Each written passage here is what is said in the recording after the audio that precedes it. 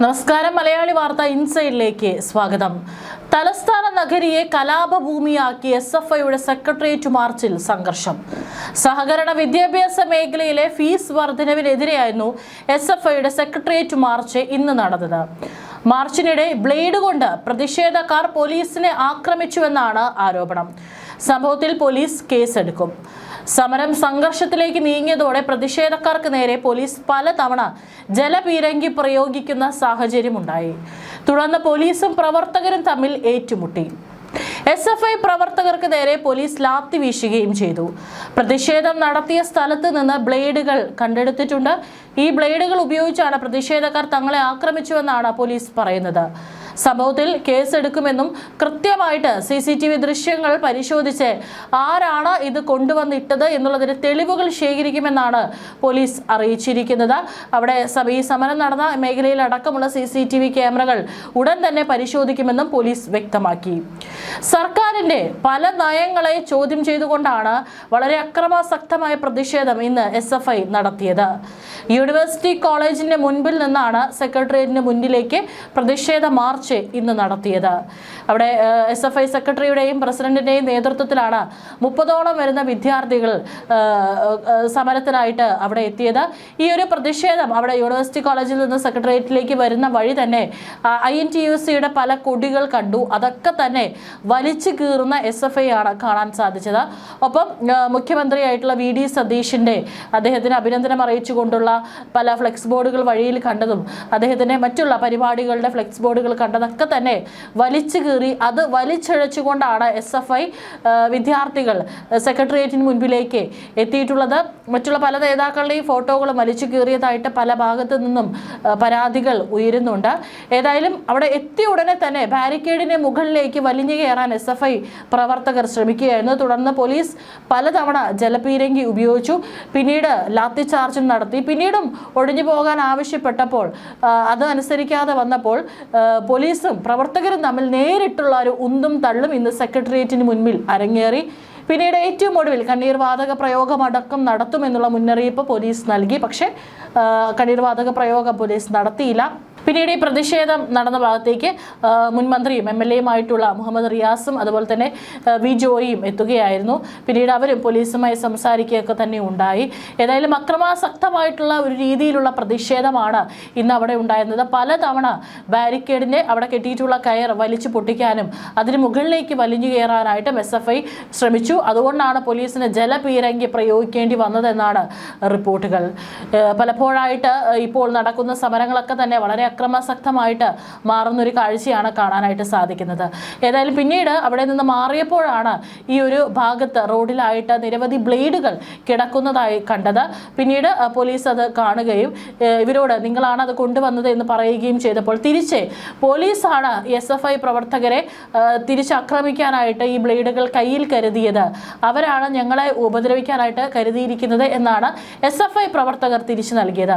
എന്നാൽ പോലീസിന് അതിൻ്റെ ആവശ്യമില്ല എന്ന് കൃത്യമായിട്ട് മറുപടി നൽകുകയും SFI പ്രവർത്തകരാണോ ഒന്നെങ്കിൽ പോലീസിനെ ഉന്തും തള്ളിനിടയിൽ ആക്രമിക്കാനോ അല്ലെങ്കിൽ ഈ ബാരിക്കേഡ് കെട്ടിയിട്ടുള്ള കയർ മുറിക്കാനോ മറ്റുമായിട്ട് ഇത് കയ്യിൽ കരുതി വന്നത് എന്നാണ് പോലീസിന്റെ ഭാഗത്ത് നിന്ന് ലഭിക്കുന്ന വിവരം. ഏതായാലും ബ്ലേഡുകളടക്കം അവിടെ നിന്ന് മാറ്റിയിട്ടുണ്ട്. ഇനി അവിടെയുള്ള CCTVകൾ മറ്റും കേന്ദ്രീകരിച്ച് അന്വേഷണം നടത്തിയതിൽ ആരാണ് അത് കൊണ്ടുവന്നത് കൃത്യമായിട്ട് തെളിവുകൾ സഹിതം കിട്ടിക്കഴിഞ്ഞാൽ നടപടി ഉണ്ടാകുമെന്ന് തന്നെയാണ് പോലീസ് അറിയിച്ചിരിക്കുന്നത്.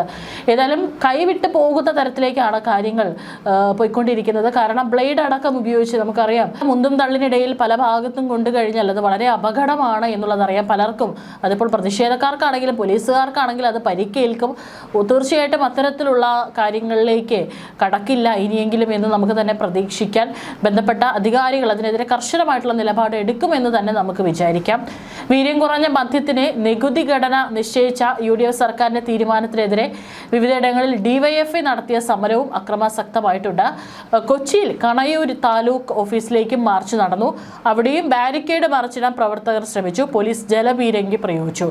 കോഴിക്കോട് മുതലകുളത്ത് നിന്ന് GST ഓഫീസ് വരെയാണ് പ്രതിഷേധം നടന്നത്. അവിടെയും ബാരിക്കേഡിന് മുകളിൽ DYFI പ്രവർത്തകർ കൊടി നാട്ടി. ജില്ലയിലെ വിവിധ ഭാഗങ്ങളിൽ പ്രതിഷേധം നടന്നു.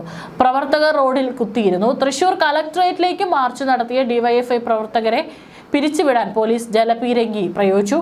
ഡിവൈഎഫ്ഐ ആലപ്പുഴ ജില്ലാ കമ്മിറ്റിയുടെ കളക്ടറേറ്റ് മാർച്ചിനിടെയും പോലീസിന്റെ ബാരിക്കേഡ് തകർക്കാൻ ശ്രമമുണ്ടായി. EMS സ്റ്റേഡിയത്തിൽ നിന്ന് തുടങ്ങിയ പ്രകടനം ഉച്ചയ്ക്ക് കളക്ടറേറ്റിലെത്തി. കളക്ടറേറ്റ് അങ്കണത്തിലേക്ക് ചാടിക്കയറിയ ചില ഡിവൈഎഫ്ഐ പ്രവർത്തകരെ പോലീസ് അറസ്റ്റ് ചെയ്തു. പോലീസ് ജലപീരങ്കി പ്രയോഗിച്ചില്ല. ബാരിക്കേഡ് വെച്ച് തടഞ്ഞെങ്കിലും സമരം തുടങ്ങി 20 മിനിറ്റ് കഴിഞ്ഞപ്പോൾ ബാരിക്കേഡിന്റെ ഒരു ഭാഗത്തുകൂടി പ്രവർത്തകരെ അകത്ത് പ്രവേശിക്കാൻ പോലീസ് അനുവദിച്ചു. മലപ്പുറത്തും പ്രതിഷേധത്തിനിടെ മന്ത്രി കുഞ്ഞാലിക്കുട്ടിയുടെ ഫ്ലെക്സ് ബോർഡുകൾ പ്രതിഷേധക്കാർ വലിച്ചു കീറി. സിവിൽ സ്റ്റേഷനിലേക്കായിരുന്നു മാർച്ച്. ഇന്നലെയും കേരള സാങ്കേതിക സർവകലാശാലയിലേക്കുള്ള SFI മാർച്ചിനിടെ ഒരു പോലീസുകാരന്റെ കൈവിരൽ അറ്റുപോയിരുന്നു. ഇന്നലെ നടന്ന മാർച്ചിലായിരുന്നു സംഭവം. അവിടെയും SFI പ്രവർത്തകർ ബാരിക്കേഡ് കടക്കാൻ ശ്രമിച്ചപ്പോഴാണ് പോലീസുകാരന്റെ കൈ കുടുങ്ങുകയായിരുന്നു. SFI സംസ്ഥാന ഭാരവാഹികൾ അടക്കമുള്ളവർ മാർച്ചിൽ പങ്കെടുത്തിരുന്നു. പോലീസുകാരന്റെ ഇടത് കൈവിരലാണ് അറ്റുപോയത്.